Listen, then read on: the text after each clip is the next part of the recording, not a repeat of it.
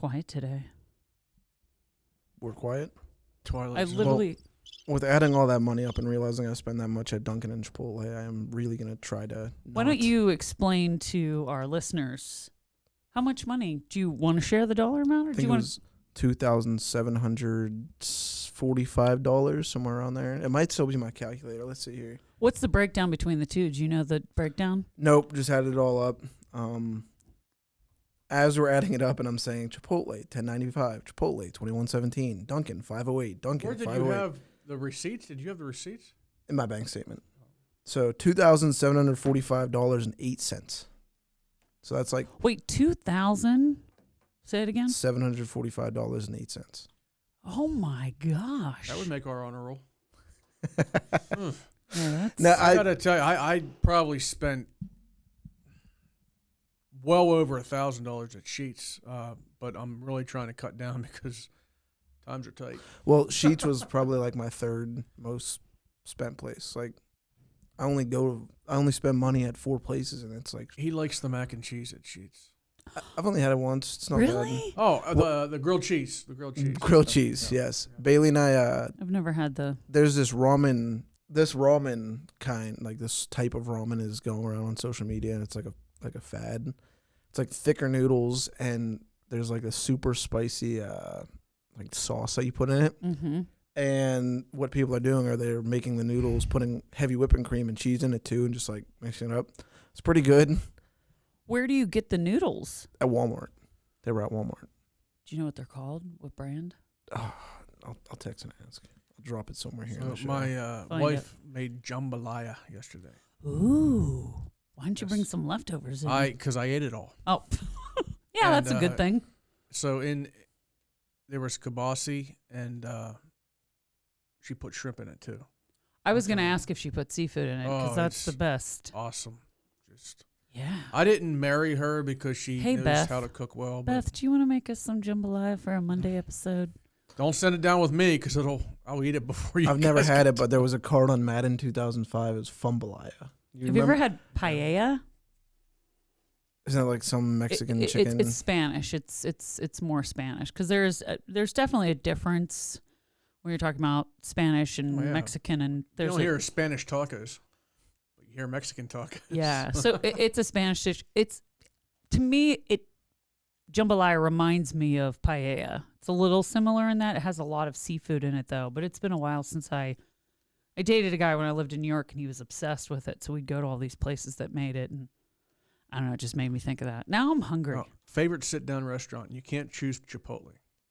Or Dunkin'. We know you go there 22 times a place month. to sit down and eat around here. Like sit-down restaurant. I mean, it doesn't even have to be around here. Just anywhere you've ever been. I like Chop Shop on Main Street. Ooh. I only go there on special occasions, though. I love the steaks at Longhorn Steakhouse. Oh. But I'm probably going to have to go with my favorite is I love Olive Garden. I could eat there. I could eat the salad and breadsticks. The till salad and the breadsticks. Yes. Now, mine's Della Terra, Zillionople. I've told you guys about the place. Never been there. Authentic Italian. They make the pasta fresh daily.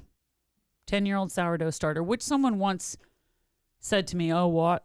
I've been a place that 100-year sourdough starter. I said, I understand that, but that means they've been around for 100 years. Someone's been around. This place has been open for 10 years. Mm-hmm. But one of the owners, he is Italian, spent time in Italy, about 6 years or so, studying. What are you laughing about? I texted Bailey and asked the ramen noodles. 5 minutes in, they're called Buldak, Buldak. Have you seen those?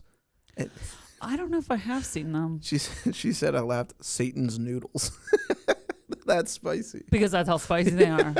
You like spice, Derek? Oh, I love it. I love spice. She woke up this Yeah. morning and her stomach still hurt after eating them yesterday afternoon. I used to get the sausage, egg, and cheese croissant sandwiches at Sheets and get jalapenos on it Yeah. for breakfast.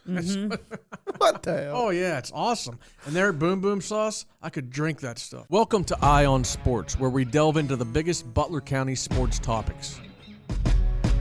I'm your host, Butler Eagle Sports writer Derek Pida. Joining me are fellow sports writer Brendan Howell and Eagle Sports editor Jake Murda Adams. I like Boom Boom sauce. Yeah. I haven't had that. I've seen it. It's like, how would you describe it?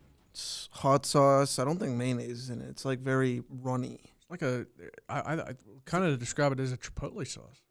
Like Yeah. you get it Subway, like on your sandwiches at Subway. Yeah, I know what you Kind mean. of like that. It Southwest has sauce. some sort of egg in it, probably, because It's mayonnaise has egg in it, so it gives it incredible. that creamy. I put that on everything.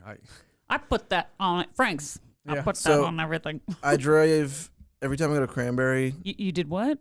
Every time I go to Cranberry, I drive this one road through. Like you turn at Evans City, like right after you cross the train tracks in Evans City. That's right and by you my turn house. Left, really? Yeah, You I live don't in know. Evans City? Yeah, I didn't know that. yeah. I drive by yours a lot then. so, Yeah. but I could yeah, probably wave to you from my porch. if you go up that road at once, like right after you cross I think the it's train Franklin. tracks, Isn't that Franklin? it might be. Yeah, I've been driving there like at night after work to like go hang out with Bailey, and there's these houses on hills that are massive. I'm just driving. I'm like, I wonder what you do for work that you can afford that house. Like, there can't be that many doctors and pro athletes in Cranberry. One of the houses over there is my mom's doctor here in town, Dr. Chatta. Her and her husband have a house. I need to there. become a doctor.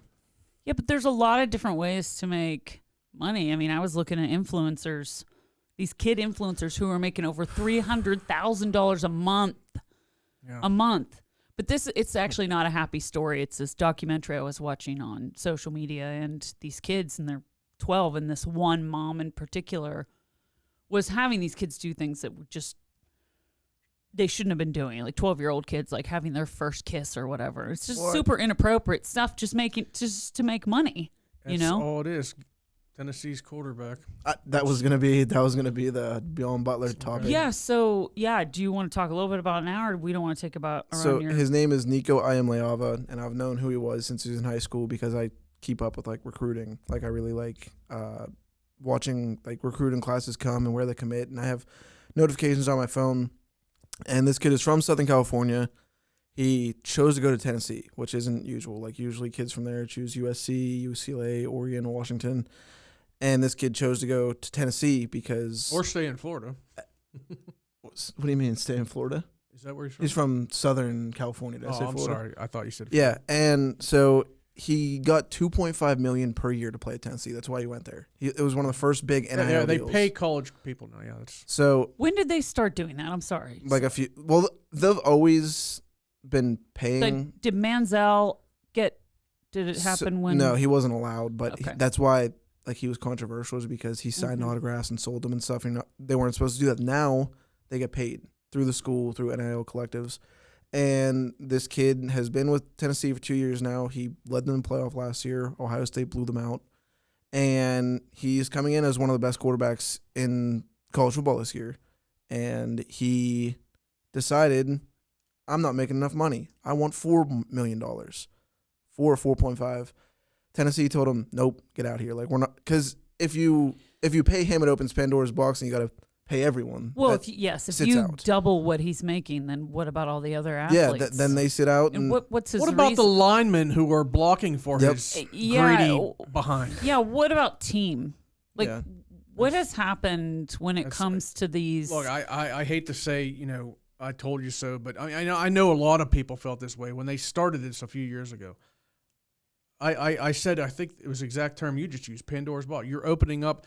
I mean, everybody on the team should get paid something, right? If one guy's getting paid $2.5 million, I mean, what about the guy who's, third string fullback? I mean, he's still showing up at practice every day. Absolutely. Scout team, whatever. If you're paying one guy, everybody deserves to get paid something. So I say it's college. Well, Here, You don't here, get paid. Derek. You don't get paid. Well, Nico Iamaleava made me some money because I wrote a story for Athlon, one of my side jobs, about him transferring, and it got like 60,000 views, so that makes me $180 right Where'd there. he transfer to? That's the thing, is they're still figuring out. USC he's doesn't like a want free him. agent now. Yeah, he's like a free agent. He can't So go. he believes another school is going to give him more than $2.5 million to play. Yeah. Now, was he Some also school getting? will. Some school will. Was he getting a free education as well? Yes. Okay, so he had a full ride.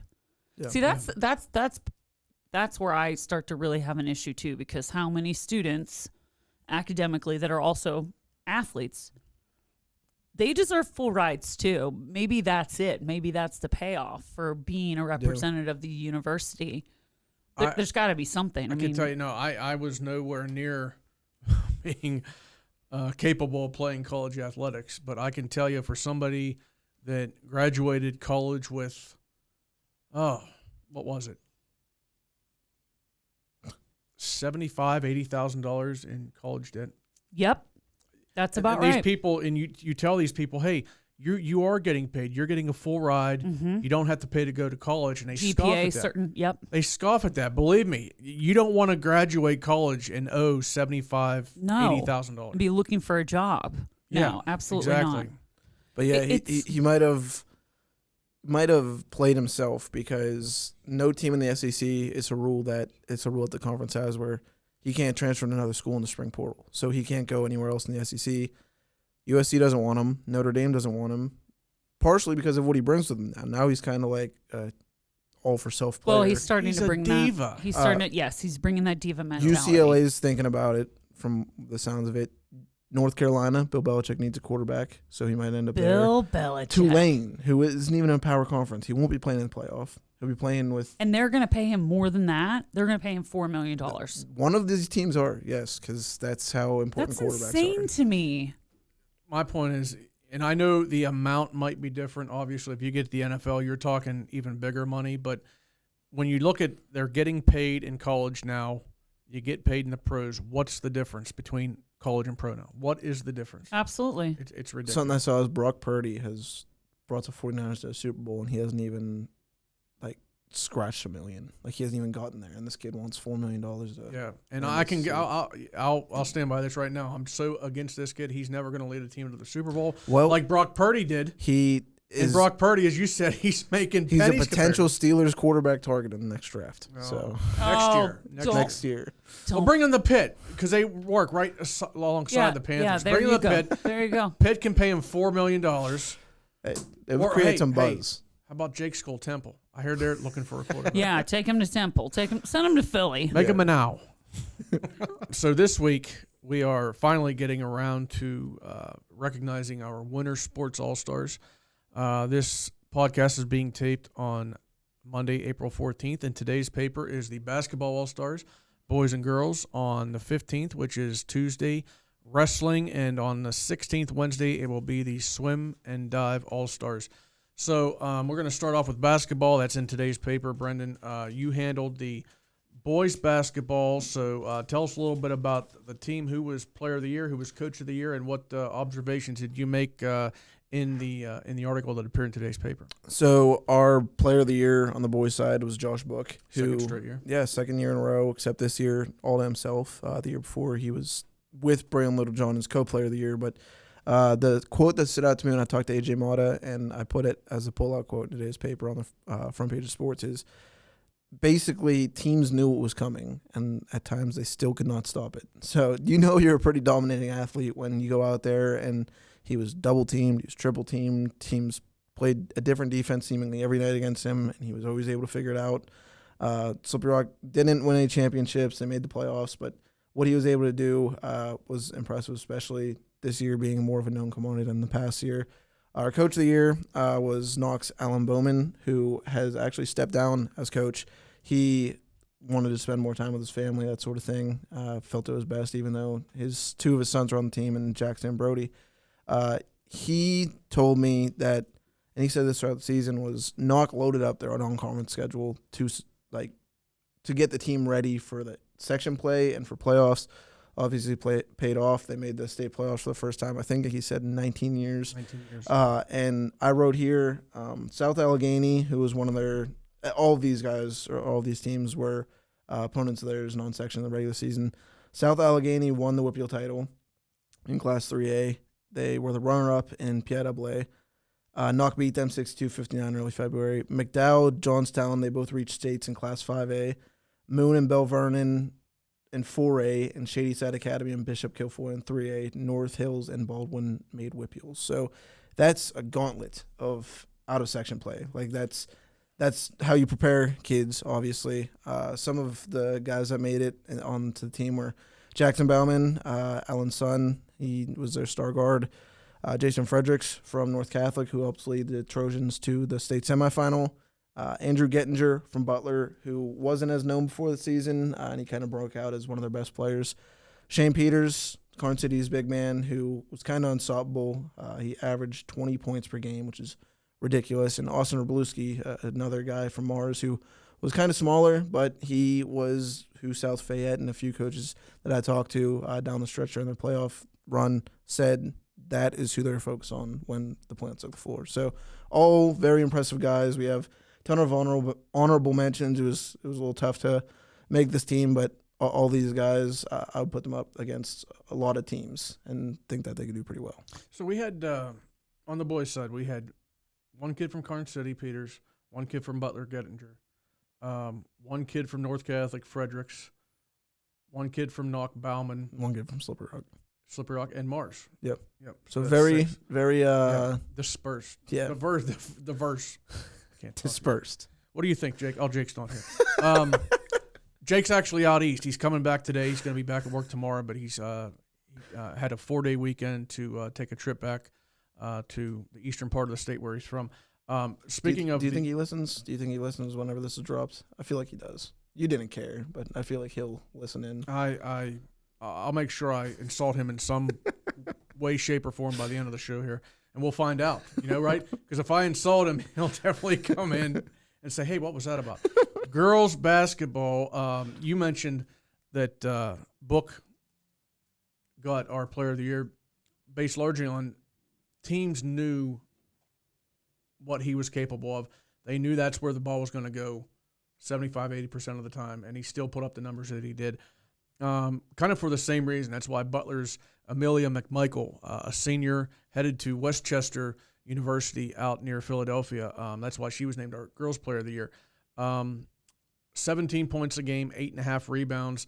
When you can put up those numbers, and she was the only girl on Butler. They had some other decent players. In fact, they had two girls, Avery Mayer and Sydney Patterson, make our honorable mention. But as far as scoring goes, she was the only girl that scored that came close to scoring double figures for Butler. And opposing defenses focused on her, and she was still able to put up those consistent numbers. She actually ended her career with over 1,000 points and over 500 rebounds, which is really impressive. So Amelia McMichael is our Player of the Year. On the girls' side, Gracie Cato, also on first team. This is a girl who averaged just over six points a game last year, and this year she scored over 16. So she basically increased her points per game by 10 in one season. That's a lot of points. When you figure you play over 20 games a year, and she increased her points per game by 10, that's basically over 200 more points she scored this year. And she was really good on defense as well. Two girls from North Catholic. This is the North Catholic team that made the state semifinals. Sarah Lockery and Brady Wayner. Sarah Lockery doesn't have any one huge number that you look at and you say, wow, she did that. But 6 assists a game, over 7 points, rebounds, I think 3 steals. I mean, I think I referred to her in the article as North Catholic Swiss Army knife because she did a lot of things really well for them. So putting her on the team was, I think, certainly deserved. Brady Wayner was North Catholic's leading scorer this year, 14 points a game. And again, we're talking about a team that ended up in the Final Four in the entire state. So the fact that they got 2 girls on the team, I thought they certainly deserved that. Naomi Vaneski, the only player on our first team that averaged a double-double for Karn City, and they turned in, I believe it was a 23-win season, won a district title, and got to the state playoffs as well. And Madison Romanovich, the junior wing from Slippery Rock. Jeff Steele, their coach, won Coach of the Year this year because he came in, instituted a fast pace, and they increased their win total from 7 a year ago to 18 this year. And Madison Romanovich was kind of the catalyst for that. They had a number of players, obviously. We're talking basketball here, so you don't do anything on the court single-handedly. They had a number of players who were part of that, but Madison Romanovich was kind of the catalyst to have them kind of get back to prominence, increase their win total by 11 from a year ago. And again, Jeff Steele, Slippery Rock's coach, he's also a Slippery Rock alumnus, so that's pretty cool. He won our Coach of the Year. As you mentioned, the honorable mentions on the boys' side, there were some tough calls. I want to point out 2 girls in particular here that you look at their numbers and they could very well have made first team, but we only had 6 spots. Seneca Valley junior guard Natalie Hambley, they actually went undefeated in section play this year. And as you know, doing that in 6A in the Whitfield is tough. I mean, you're facing North Allegheny twice, Butler twice. It's a tough section. Seneca Valley went undefeated in section this year with a 10-0 record. They got Gracie Cato on first team. Natalie Hambley is recognized as an honorable mention, but she had a great season too. And one other girl I wanted to point out individually is Union AC Valley's Maddie Dehart, 13 points and 10 rebounds per game. Certainly you look at those numbers and you could make a strong case that she deserves to be on the first team. But again, we had 6 spots.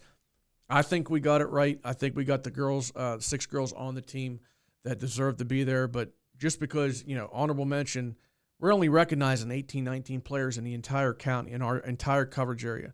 So if you're honorable mention, your name's still in the paper. You're still getting recognized for your efforts. So that's the story about girls basketball, and we're going to go to swimming now, and that includes swimming and diving. We had some standout performers on both in the water and on the board this year. So the one that stands out to me was Luke Lamb. I know that we talked to here later in the show. Luke, he had a season where he went through and he was one of the best in Class 2A, moving up to Class 3A. And so we all had this expectation, like, hey, he's just going to do the same. He's just going to come up and he's going to be good. And he kind of swam through the season, and his coach mentioned he didn't have much competition. Like, he swam that well. And once he gets to states, after winning at Whitfields, he won 2 events at Whitfields, he gets to states and he lost the one event. Well, I forget which one it was. 50 free, I believe. It was a 50 free. Yes, it was the shorter race. He goes in the next day, and I talked to his coach, Karen Geis, about this. He could have folded. He could have been like, this pressure's too much. I failed yesterday. Like, if you lose on a stage that big, and it can start to make you doubt yourself, right? Also, he won the 50 last year at States. Yeah. So to come back, I think he finished 8th. He got a medal in the 50, but obviously he was disappointed with that. Yeah, and she said when she looked at him getting out of the pool and after that race that he came in 8th there, he was heartbroken. Like, it made her sad to see him react that way. He came back the next day, and I know you wrote about this on that Saturday. He kicked butt. Yeah, he came back, and he won his event. So I thought that was really cool there. We have 2 divers in Allie Waters and Miley. I was looking here. They both, I talked to both of them this year after meets and stuff. I wrote the feature on Allie Waters, and both really cool. Miley at States, she had a fever, and she ended up fighting through that to still perform, and she finished 6th at States. She was expected to finish top 2. We had big expectations for her too.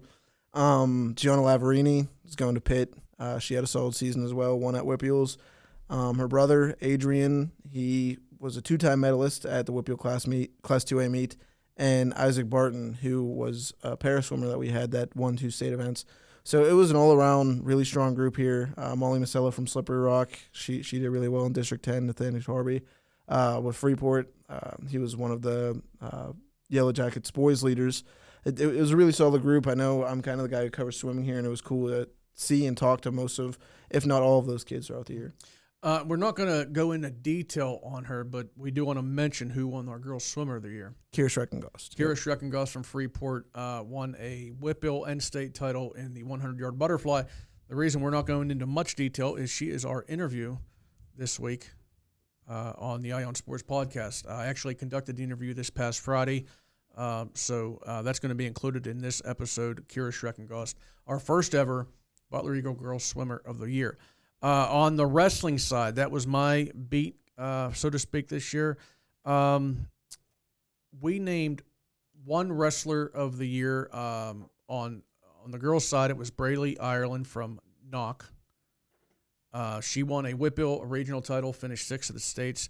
And the boys' wrestler of the year, no surprise here, Santino Sloboda, had a record of, he had 51 bouts this year, and he went 50-1.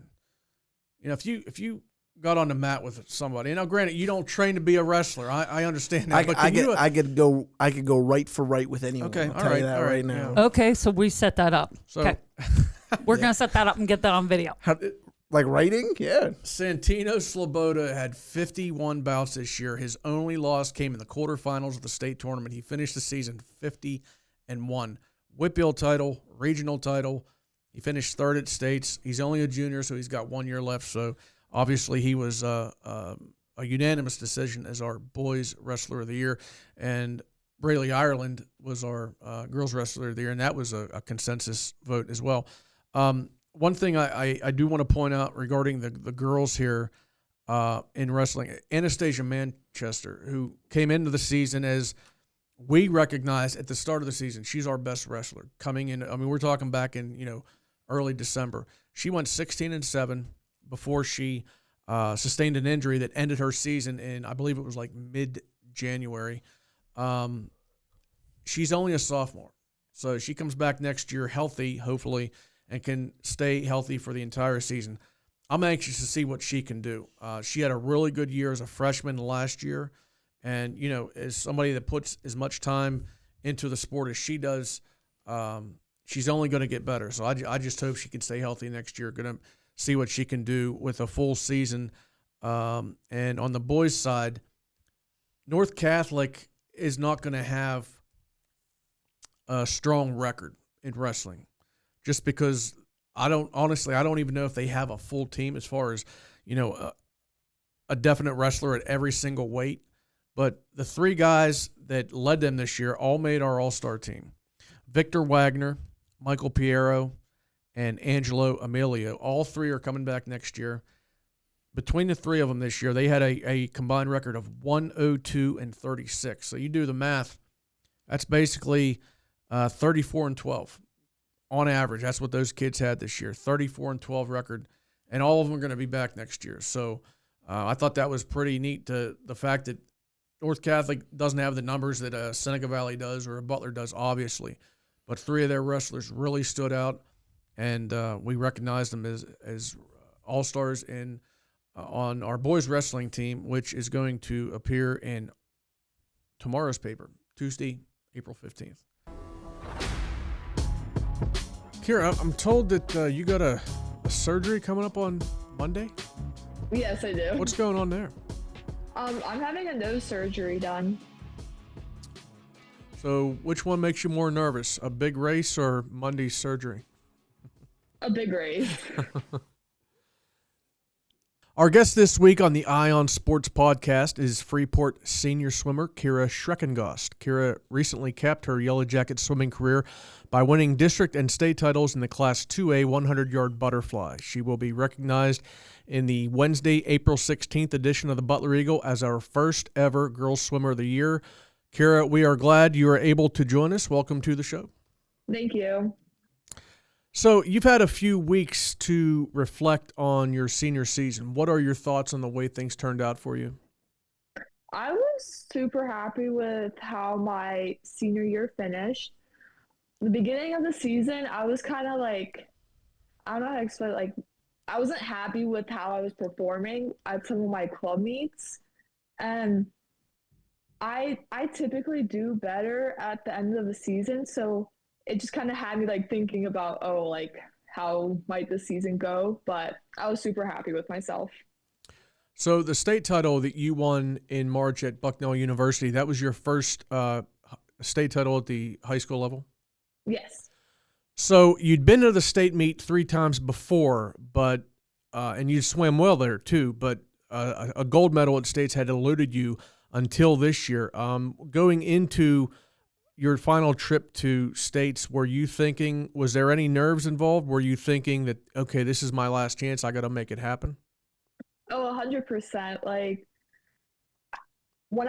At Whitfields, when I went the 54, I was super happy with that. And I definitely thought that would be the time to win at states.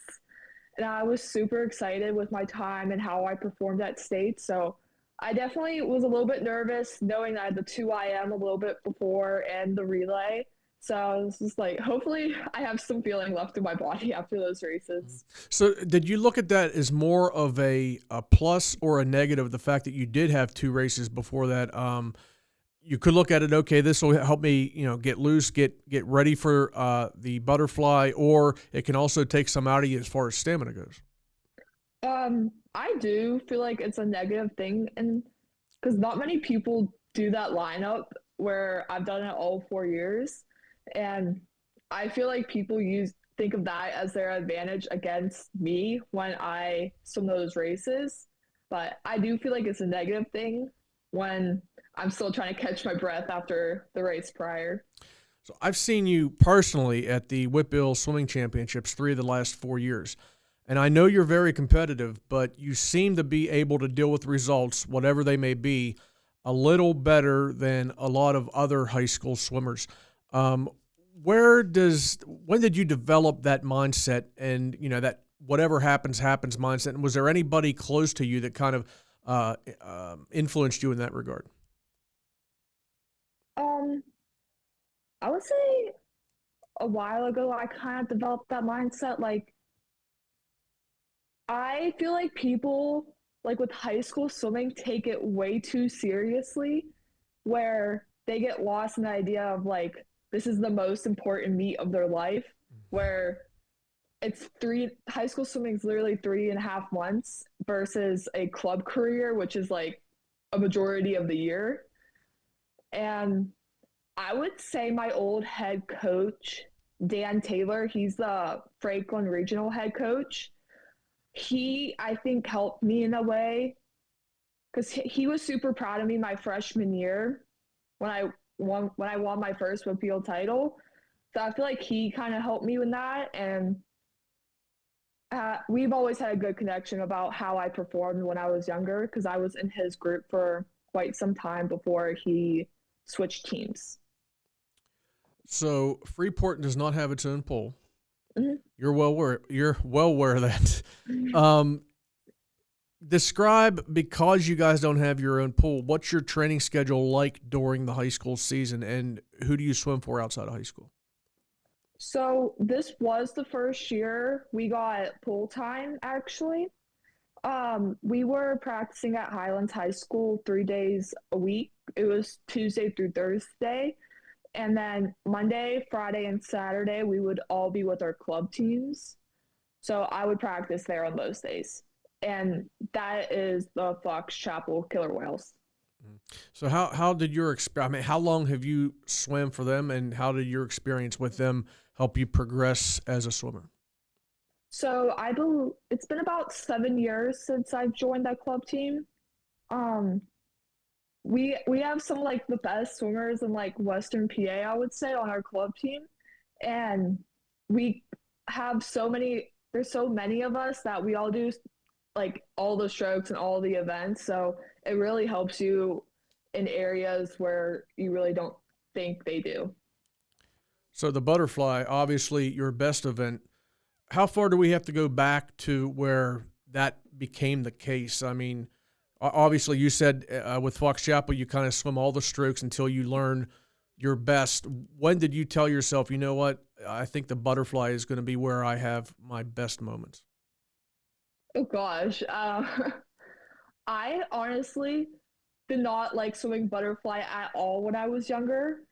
I would say it was probably like the first year or two when I joined the team. People were like, yeah, Kira, you have to go for this set. It's butterfly and stuff. I'm like, really? Like, I didn't think I was that good at it, but I've definitely progressed over the years. I'd say so. I mean, 3 Whitbill titles, a state title. I think you've done pretty well. Your mom, Cheryl, is Freeport's coach. Your older sister, Lexi, was a star swimmer at Freeport, and your younger sister, Casey, is an up-and-coming sophomore with a lot of talent. Can you describe what the sport has meant to you and your family? It definitely meant a lot to all of us. I mean, my parents did not swim when they were younger. My mom maybe did like a year or so in the high school, but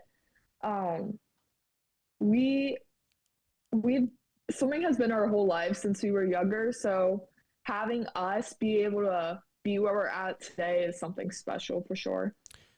Why swimming? I mean, there's a lot of families out there that have, so much invested in basketball, baseball. Your family at swimming. What is it about the sport that you love so much, and why has everybody in the family kind of bought into it and invested so much time and energy to it? Yeah, so I mean, like when we were younger, we did like everything you can imagine. Like I was gymnastics, soccer, but I would say going into middle school is when I really was like, okay, swimming is a sport I want to do. Um, it it was like it's my happy place in a way where this is where I can be and I can prove to myself every day like I can get better at this no matter what how my day went before practice. So, yeah. It's also there's a lot of things in everybody's daily life that they can't control, but how much time you put into a sport and how much energy you put into it, that's something you can control. Mm-hmm. So I guess that certainly makes sense. I want to go back here to 2022, March of that year. That was your freshman year. You won a Whitfield title in the butterfly.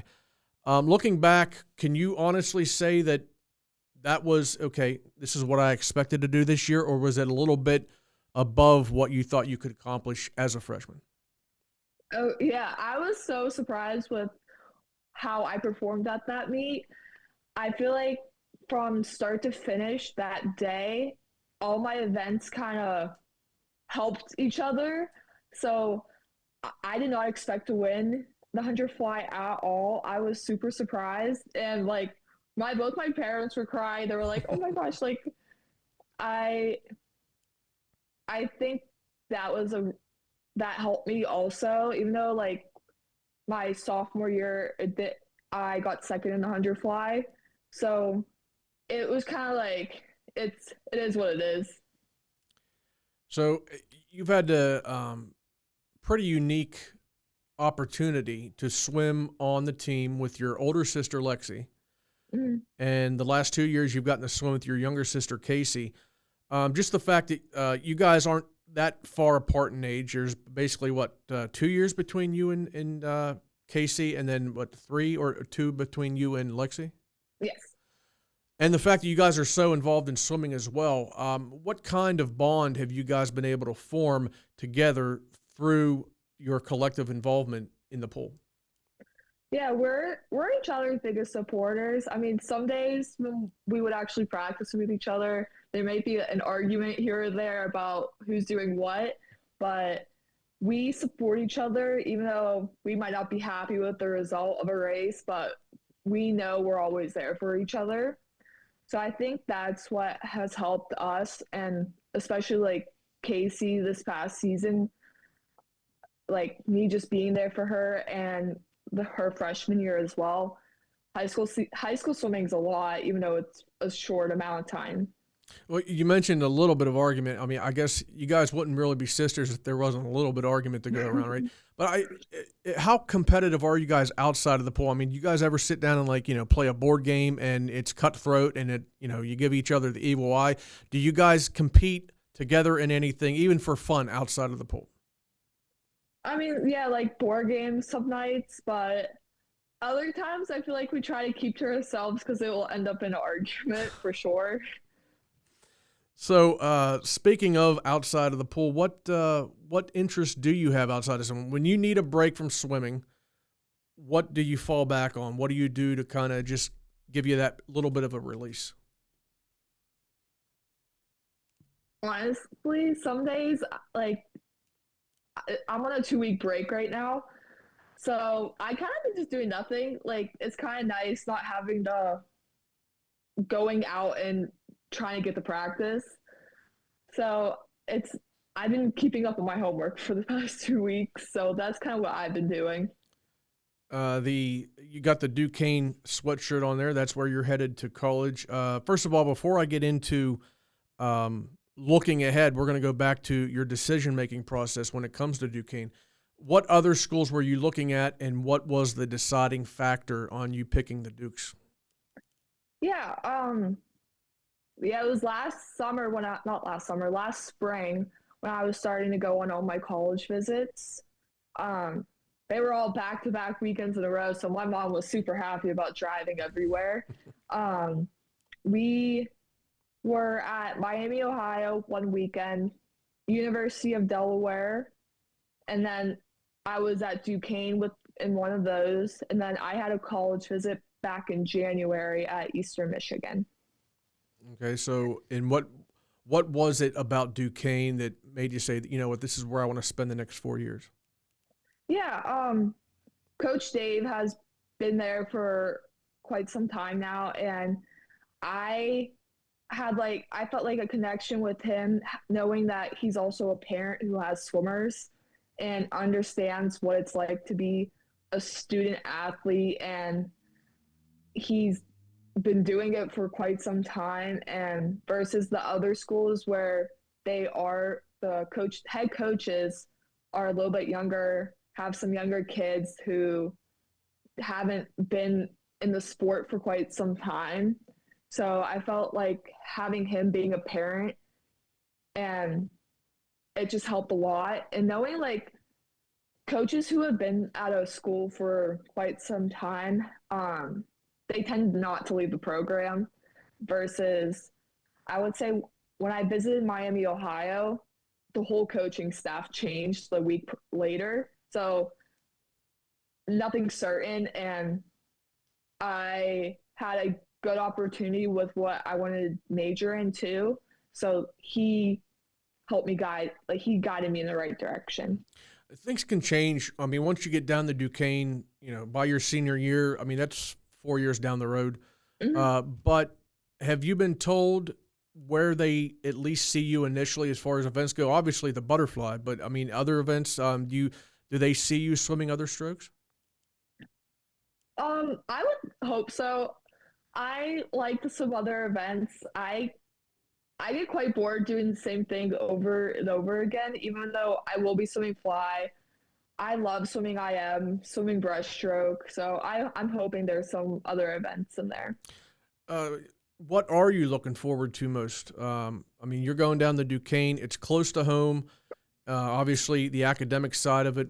What are you looking forward to most about becoming a member of the swim team and the scholastic aspect of the college world the next 4 years? Yeah, I'm super excited. It's a whole new opportunity for me. And to be a part of an amazing team. The girls there had have such a great culture on that team. And I just really excited to be like on my own for once and not having like my mom there because she's coached me for a while. So I would say that's something I'm excited for. Yeah, I gotta ask this, and this isn't on the sheet, but with your mom being your coach, has it been hard for you guys to separate, coach, swimmer, mother, daughter? Is it easy or difficult for you to kind of like draw that line between those two roles for yourself and your mom? Oh, yeah, I would say it's easy. Like my mom has talked about this so many times where when there's other swimmers on the pool deck, she's like, I'm their coach, but I'm also your mother at the same time. So she tries to, I don't know, like, how do I word this? She tries to put her attention on other kids where she sees me all the time. So she gives me and my sister's attention outside of the pool deck sometimes. Your sister Casey has 2 years of high school left. I don't want Mm-hmm. don't want to put any undue pressure on her, but since her two older sisters, yourself and Lexi, have been so successful in the high school pool, what are your thoughts on her moving forward? She's got 2 years left, and she had a really good sophomore season this year. Mm-hmm. She she's not the biggest fan of high school swimming. Like what I said earlier, we're a club swimmer most of the year, where she she enjoys like myself doing more events instead of sticking to the same two events for however long and all those meets we do. but I know that she has so much more to give and she just wants to keep progressing. And now that I'm gone, she'll probably take up more some events for sure. Awesome. You're off the hot seat. We appreciate you joining us, and good luck moving forward. Thank you, Kira. Thank you.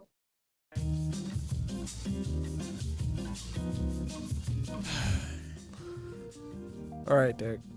We're going to test your Steelers' offensive knowledge today because we know that they haven't been too great the past half decade. They haven't ranked. We're going to go with points here and yardage for that matter. Since 2020, since 2019, they have not ranked. Or no, since 2021, they've only ranked in the top half of the league in points once. So this year they were dead center in the middle, 16th in the league in points. When, Derek, was the last time that the Pittsburgh Steelers finished first in points scored in the NFL?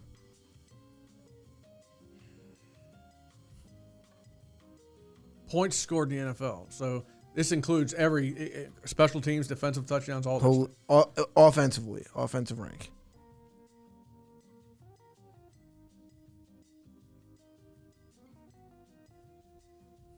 I feel like you know.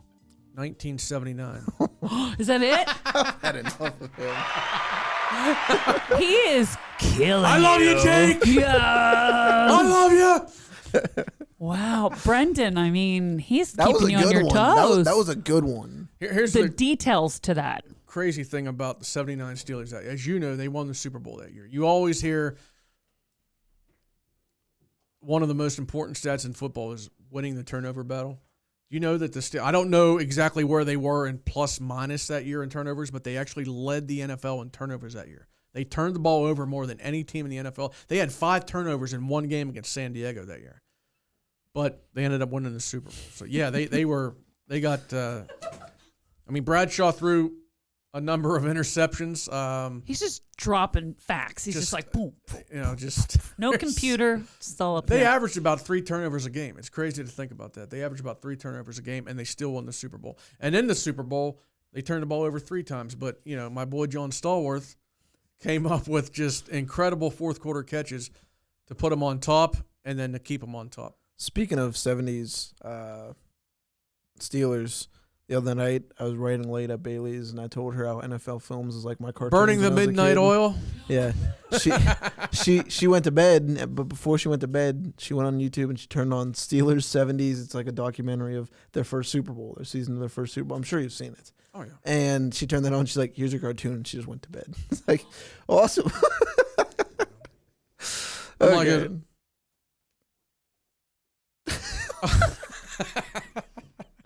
Okay. You're gonna have to explain that to people that are listening. What just happened there? Derek just sat there with his mouth agape. Just like, I get in a trance when I watch something. It's not just sports either. We know the Johnstown Flood. Yeah, the Johnstown Flood. Poor people of Johnstown. 2,209 people.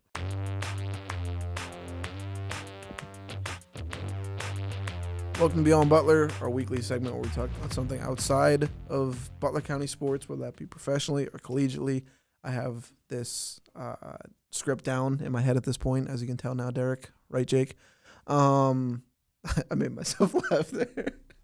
Okay. So, sticking to it here, we talked about Nico Iamaleava already. That was my plan coming in here. But recently, I will say I have watched more spring football this spring in the UFL, United Football League, than I have the Pirates. I know, Lauren, we're talking about going to Pirates games this weekend, but Derek, what are your thoughts on spring football? Do you ever think that there's going to be a league that sticks? And would you ever consider, and I know you don't have cable right now, but would you consider watching spring football ever? No, I mean, not unless I was paid to watch it. For me, it would be like watching baseball in December. I told you that the other day. Yeah. It would be like watching baseball in December. Let's remember that I'm going to bring up a name here that is not popular with some people, Donald Trump. He is the one who owned the New Jersey Generals in the USFL and wanted the USFL to compete with the NFL by going to a fall schedule. Everybody knew that was a dumb move. You don't compete with the NFL. So it depends on you. Are you saying that is the question, is a league ever going to be as big as the NFL? No, will a Or league can ever it survive? stick? Can it survive? I guess, but they would be literally rewriting history if that happens, because every league that has tried up till now, the USFL, there back in the 70s there was the WFL, the World Football League, of course the XFL. This is the XFL. That's my Vince McMahon impersonation. But every league has failed. So is it going to last more than 3 or 4 years? I honestly doubt it. What was the league a few years ago that they literally went bankrupt? They couldn't pay their players. Antonio Brown. That was an arena league, but the American Alliance of okay. Football, or Alliance of American Football. That's what Johnny Manziel played in Memphis in. I have the card of him in Memphis, which I think is pretty cool. Okay, I honestly don't think. I give it 3 years. Honestly, I give it 3 years. This is its second year as the UFL after combining the USFL and XFL. Through next year, I say something's going to happen where it just, if people truly love football that much, like you, I get that, but I just question how many. I love football too, but I need a break from everything. I need a break from myself. Get me out of here. Are you what sport do you like other than football? Which would be your most after football is baseball. Okay. Well, I know it's kind of hard to get excited about baseball in the Pittsburgh market because the Pirates 5-11 now, last place. That series. But could you see yourself getting, not that it's going to happen, but could you see yourself getting into baseball in December and January? But again, I know you love football more than baseball. See, for me, I need a break from everything. It just makes me sad, watching these games. I'm a big DC Defenders fan because I covered them in 2020 with the XFL before COVID. That was my first, I thought it was a big break. I was writing for a blog and I was watching the YouTube press conference after and writing stories based off it. I went to watch or cover a Defenders game when Martavis Bryant was with Las Vegas in the XFL. That was cool. The atmosphere of these games is cool, but St. Louis is the only city that really cares. They had, I think, 30,000 people in the St. Louis? Yeah, because they lost the Rams. And before that, they lost the Cardinals. Yeah, and I've read that they attend Battlehawks games because they're cheaper, for one, and because they want to kind of give a middle finger to Stan Kroenke. Hey, you left, but we don't need you. We have a football team here.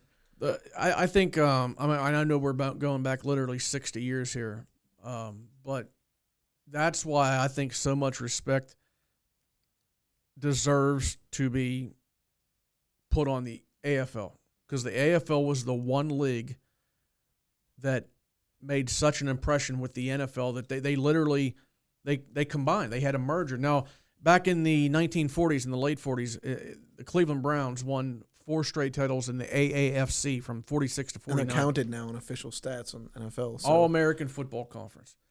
And 3 teams from that league, the Browns, the 49ers, and the Colts, ended up being taken in by the NFL. But the whole league was not – I think there were 3 teams. I think there were 7 teams that just completely disbanded when those 3 teams went to the NFL and the AAFC went under. But the AFL, the entire league, was accepted by the NFL, and they merged in 1970. So let's see your All-America Football Conference knowledge here. Let's see if you can name some of the other teams. I'm trying to look here. Okay, so AAFC. Let's see how many teams you can name. Go ahead. San Francisco 49ers. Yep. Cleveland Browns. Yep. Baltimore Colts. I don't see them on here. Oh, Houston Texans. They were the Colts were something else before they became the Colts. You're right. The Baltimore Colts were in there. Okay, I think they were something else before they became the Colts. The Buffalo Bills. Buffalo Bills. There were the Chicago Hornets. Were the New York Yanks in there? Yep. The Los Angeles Dons. The Butler Jakes? No. There were once the Miami Seahawks, the Buffalo Bisons, the Brooklyn Dodgers, Miami Seahawks, Chicago Rockets. It's quite. I don't think I've heard of some of those teams, honestly. I will say this: and I know up in Cleveland, Browns fans are starving for any kind of success for that team. I saw somebody, I think I was at the Eastwood Mall, which is just outside of Niles, Ohio, a couple years ago with my family. And somebody had this Browns jacket on. I mean, I got to admit, I'm not a Browns fan. You won't catch me wearing brown and orange, but it was a snazzy jacket. It had all the years of their championship down the sleeves, right? And the one sleeve was 46, 47, 48, 49. To me, that was a minor league. You want to talk Browns championships, the ones to me that are legit. They won 3 titles in the 50s, and they won 1 title, their last title in 1964. I absolutely respect those, and I don't care if they happened 60, 70 years ago. They were NFL titles. The AAFC was literally a minor league, and that is evidenced by the fact that, what did you just read off there? Like 7 or 8 teams just went defunct. Yeah. There were 3 teams that the NFL accepted, but the league as a whole, it was a minor league. So, it's like the Pirates kind of promoting the fact that, hey, Altoona won the Double-A title in the Allegheny League or whatever league they play in. I mean, I absolutely respect the titles, the NFL titles that the Browns won. I don't respect – I know they won the AFC titles 4 straight years, but it was not a legitimate, full-fledged professional league. That's the way I look at it. I love you, Cleveland. Laura, you got to clip that. This is the XFL that he did, because that was pretty solid. I've been asked to do that several times. Listen, you know what's so crazy is I've been listening to 93.7 a lot, and they talk sports, and sometimes with anyways, and the one guy does that a lot, and he's like loud, and I was like, I wonder if I could get Derek to do that. And when you just did that now, I was like, I have to change the entire opening now and add that in. You mentioned about watching spring football. I do remember one. I remember watching the XFL opener way back in 2001 when they didn't have the kickoff. They had to run at each other and dive on the ball. The first game, McMahon came out to midfield, and he's a showman. Obviously, he has to make a big deal about everything. And he looked into the camera, and he's like, "This is the XFL." I'll always remember that. Okay. We're going to last for 1 year and then go defunct. You got me watching documentaries while I work tonight. Anyway. Funny. That was the league that Tommy Maddox played in before coming to the Steelers. Oh, yeah. Okay, so you're planning on going to a Pirate game this week? What day? Saturday. Okay. Maybe Friday night, too, if Jake lets me. My wife, son, and I are going to the Pirate game on Easter Sunday. It was we actually had plans to go out to a family dinner, but then we came across these Pirate tickets somehow. I'm not sure exactly how we got them, but you can't pass up free tickets to a Pirate game because the place is going to be packed. But it made me start thinking about memories I have from Pirate games. And I asked you if you had your own. When was your first Pirate game? So the first one that I remember, my parents took me to a few when Three River Stadium was still a thing. So I was like a little over a year old. My first game was July of 2015, and it was right around the time that they were competing for the NL Central. If you remember that, they were kind of in the thick of the race there, mid-season, right before the All-Star break, and they had that series against the Cardinals. They walked it off on back-to-back nights. The first one was Andrew McCutcheon's in the 15th inning. That game was incredible. I actually wrote something about it a few years ago, and I literally wrote there was something in the air that night because early in the game, Francisco Cervelli, who played catcher, Clint Hurdle, both get booted out of the game. They both didn't like call that the ump made, and Clint Hurdle comes out and starts yelling. He gets tossed to A.J. Burnett, who was the starting pitcher that night. I remember I was like counting off on the calendar, like hoping I was making a mistake because I want to see Garrett Cole pitch because he was my favorite pitcher, their favorite Pirates player at the time. Burnett started. He hit a home run. It was his first home run in a decade. Hit it in the left field. I remember seeing that. Just like showing up or like arriving at the game. I remember there was a blimp in the sky.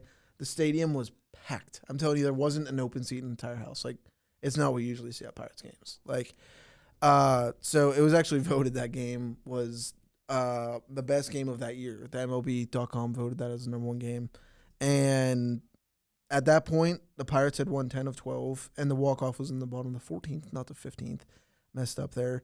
But my uncle went away and bought us bottles of water, $7 Dasani water bottles, and I didn't drink mine. Bless your uncle. I was so excited throughout the night that I didn't drink it. So I brought it home, and I left it in my dad's fridge for about 8 years, and I said, I will not crack this water bottle and take a sip out of it until the Pirates win a World Series. He threw it out. Probably for the better, because that thing isn't going to get drank forever. So, yeah, that It was just water? Dasani water. Yeah, just in a water bottle left in the fridge. But we got a foul ball that night, too. I forget who pitched it, but Johnny Peralta, if you remember him on the Cardinals, fouled it off. It landed. It was bouncing down the stairs, and I reached out to get the guy next to us. He was just sitting there by himself the whole night, like filling out a scorecard or like scorebook. He picks it up and gave it to us. He's like, I was like 16 at the time, so we're still kids. And he gave it to us, and we gave it to our cousin. I'm never going to see that ball again. So we had a foul ball. The Pirates won in a walk-off, fireworks and everything. I have a video. It was a packed house, and the Pirates were in the thick of a division race. It's not anything that you see usually. So I got really lucky with my first game at PNC Park. We may never see that again. Playoff baseball in Pittsburgh. Yeah. I'm gonna get into one game in a little more detail, but since we are talking about first games, my first Pirate game, my dad took me to it in August of 1987. Pirates played the Astros. Starting pitcher for the Astros was Nolan Ryan, which was really cool, and the Pirates won the game. I can't remember the final score for certain. I think it was 5-2, but one of the cool things about that game was, other than the fact that Nolan Ryan pitched, Mike LaValliere, who was a catcher for the Pirates back in the 80s and early 90s, he hit, I'm guessing, maybe 15, 16 home runs his whole career, and he hit one that night. So I saw Spanky LaValliere hit one of his few home runs in his major league career. But probably my most memorable, in fact, there's no doubt my most memorable Pirate game is I went to Game 5 of the 92 NLCS. Worked out really good because it was a night game, a Sunday night, and the Steelers played early in the day, so I got to watch the Steeler games even though they lost to the Browns 17-9. But then I went to the Pirate game with a friend of mine. He called me up, like, I think it was Friday night, and said, hey, I got tickets. I went down with him and his dad, and his sister went with us. Going into that game, the Pirates were down 3-1. It was obviously, we literally had to win the next 3 games to get to the World Series. And Bonds, up to that point, going back to the beginning of the 1990 playoffs, including the 91 playoffs and the first 4 games of the 92 playoffs. In his postseason career, I think Bonds was batting like something dreadful, like 140. It was horrible. And he came out of his slump that night. He drilled a double to, I think it was the right center gap, and he got up. And I read in the paper the next day, he got up at second base after he slid, and he clapped his hands, and he said, it's over, meaning the skid that he was on, the drought at the plate. Pirates crushed the Braves that night. I think it ended up being 7-0. Bob Walk pitched. Braves were fumbling the ball all over the place. They did not look like a playoff team that night. It was just awesome watching the Pirates just demolish a team that I could not stand. I couldn't stand the Braves. I would pay, and I would talk to my dad about this and my brother, I would pay whatever it took to go to a Pirates playoff game. Like, whenever they have a playoff game, if they ever do at PNC Park again and they don't get moved to Nashville, I'd pay thousands to go to a Pirates game, playoff game. Well, this was 92, so this game would have been at Three Rivers, and they gave all the fans that came to the game that night, and the place was packed. I mean, it was a playoff game. Pirates were down 3-1, but I mean, the fans showed up that night to show their support, and they gave everybody gold pom-poms. And like every time a big moment happened in the game, like Bonds' double, everybody was, I mean, the whole stadium, you couldn't even see like faces. All you saw were these pom-poms like shaking all over the stadium. It was freaking awesome. It was absolutely awesome. You could take freaking out. Of course, we know how things turned out, though. They won that game. They went down to Atlanta for Game 6, won that game. Bonds hit his only postseason home run for the Pirates in Game 6. Game 7, October 14th, 1992 came, and Cabrera's hit broke my heart. I still haven't put it back together yet. I remember in that Game 7, games in Atlanta, Fulton County Stadium, Atlanta's old stadium. Going to commercial break in the middle of the ninth inning. Pirates are up 2-1. 2-0, actually, 2-0. And I remember thinking, my dad's sleeping on the couch, he doesn't care. And I remember thinking the Pirates are 3 outs away going to the World Series and playing the Toronto Blue Jays, because the Blue Jays had already won the ALCS against Oakland. And it was just like, it's there. I mean, I could literally like reach out and touch it. World Series appearance, it's going to happen. And then the bottom of the ninth turned out the way it did. I still say, I know hindsight's 20/20. Stan Belinda gave up the final hit to Cabrera. I still say that they should have put Wakefield in. He was a starting pitcher, but they could not touch him in that series. He had 2 starts, and I think in 2 starts they had, 6 hits combined in 2 games off of him. I like Stan Belinda. I just would have liked to see what would have happened had Wakefield taken the mound in that 9th inning to shut the door. But it didn't happen. Pirates, please have a winner within the next 25 years. Do we end on a funeral deal right there? Do you end on a what? You know what that word means there? Nope. End on that. Sad. Funeral-like. I'm going to use that the next time I play Scrabble. How do you spell it? Something like that. Da, da, da. 1 second. Da, da, da. I'll find it so I can play it through. We'll know if Jake watched this episode. Well, I can't put it on the... Funereal.